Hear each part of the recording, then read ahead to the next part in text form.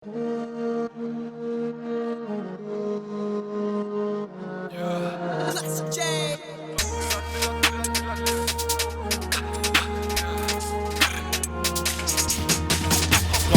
şavdih benimlesin, kafamda kurdum 40 nefestesin. Gereksiz insan, tutarsız bahane, sahte dostların hepsi divane. Çektim duman, inandım yaptım, yok durmam tabii ki değilim.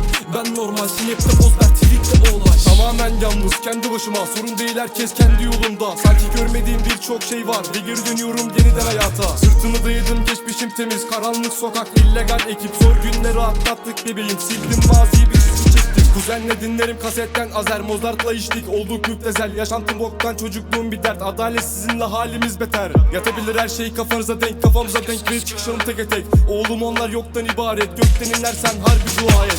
Kültürümde yok bir adalet, sokaklar kan ve de ölülere davet. Yaşantımız morgdan ibaret, geceleri korkunç ve de lanet. Bulunuyorum herkesten, haber oldum millete zevkimden.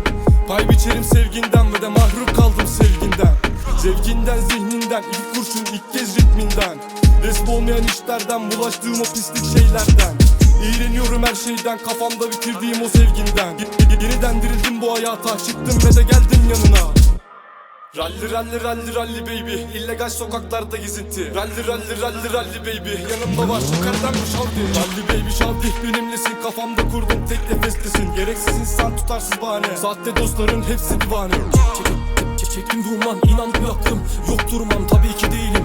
Ben normal, snap'te poz ver, tweet'te olay. Geriye dönemem, kader beni seçer, karanlık sokaklarda öde bedel.